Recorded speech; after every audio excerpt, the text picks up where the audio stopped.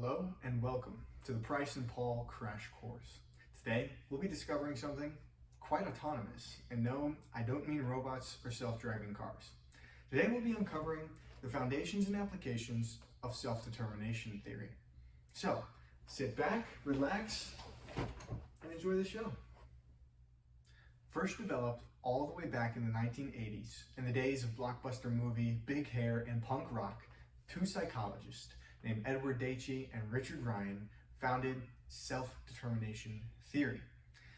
And since then, SDT has become one of the most prominent and most empirically supported theories of motivation, with hundreds of articles supporting its theoretical foundation and workforce applications across multiple cultures and multiple continents. So, what is SDT? Unlike many other theories, SDT is actually a meta-theory, meaning it is built off of several sub-theories. These theories include cognitive evaluation theory, self-concordance theory, and basic psychological needs theory.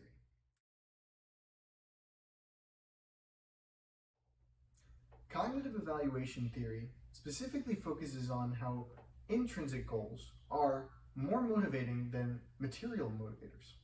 Meaning that if someone is materially rewarded for doing a job, they might actually seem less encouraged to do it because then the job seems like it is a must, like it must happen, that they must do it, versus a choice, that they want to do it.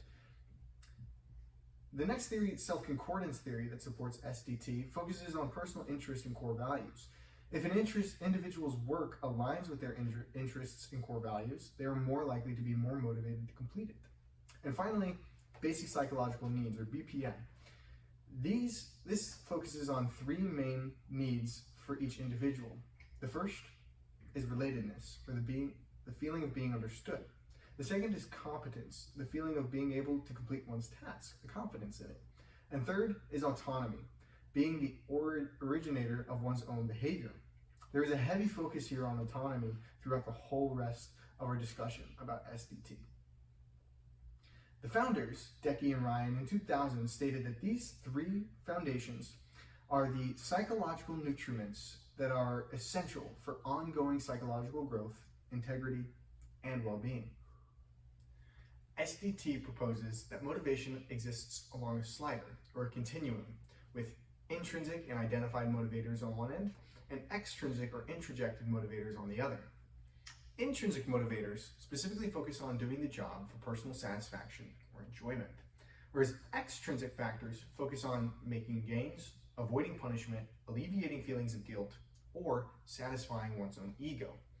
In their discussion of leveraging monetary rewards in the 21st century, Landry et al., 2022, focused and reinforced that money alone has little value, but the meaning that money provides is what is actually motivating and desirable.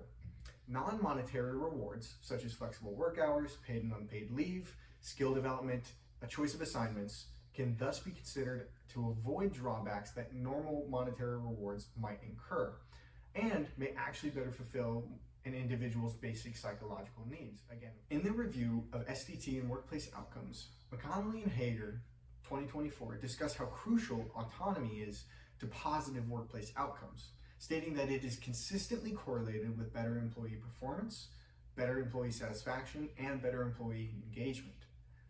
They further discuss how innovative work behaviors, creativity, idea sharing, and service all promote job engagement because they promote peer relatedness and inspiration from fellow team members. Again, core to the basic psychological need principles.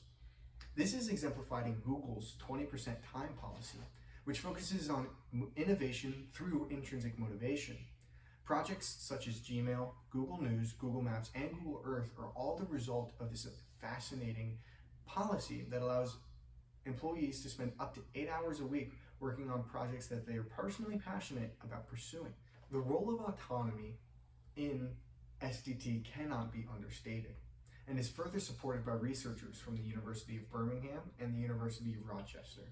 In their meta-analysis of SDT applied to health-based contexts, Nye et al. In 2012 found that clinics where patient autonomy was reinforced by healthcare practitioners, patients had higher scores of competence and self-regulation, both of which proved beneficial for both physical and mental health.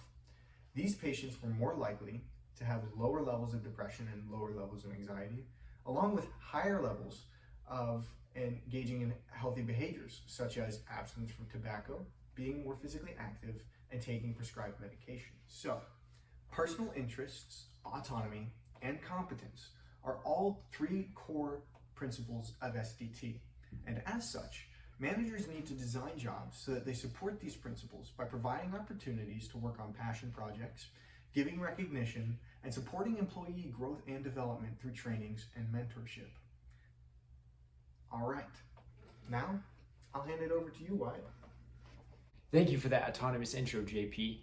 Now, let's talk about how self-determination theory has been used in the workplace. But first, let's define motivation. According to Robbins and Judge, motivation is an individual's persistent effort towards obtaining a goal. But what does motivation look like? Does it look like this? Does it look like this? Let my people go surfing, said previous Patagonia CEO Rose Maciero. According to the $3 billion company Patagonia, surfing and sleeping can be two forms of motivation. Patagonia believes in giving employees autonomy over their work. If they'd like to sleep in or go surfing, it's up to them. As we discussed before, a theme of self-determination theory is autonomy, freely choosing your work, your goals, when you'd like to accomplish them. Patagonia believes that they can motivate their employees by giving them this free choice or autonomy. Because their headquarters is located off the coast of California, if they'd like to go surf in between their lunch breaks or take a quick nap, they're free to do so. The way that Patagonia motivates their employees is autonomy. Now that we've discussed Patagonia, let's talk about another company that uses autonomy to motivate its employees. Have you ever heard of Google? No? Oh, well, let me Google it for you. Oh, wait. You've most likely heard of the $1.5 trillion company, Google, yet how do they relate to self-determination theory? Well, it all started with a dream. Well, not Martin Luther King's dream.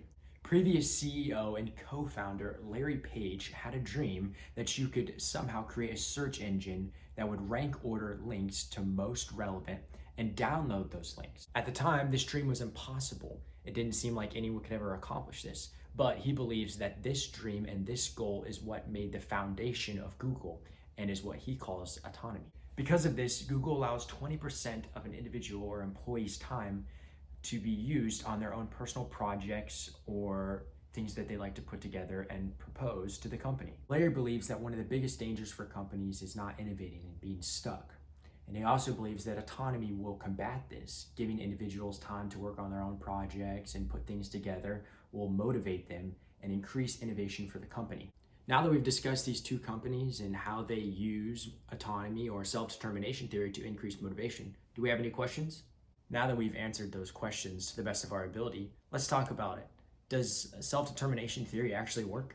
A study by Tabal and others found that when individuals were given autonomy over their tasks, they outperformed the control group on performance and job satisfaction. In other words, when individuals were given a task to complete with a set of instructions that kindly asked them to perform it in a set time, they outperformed the controlled group.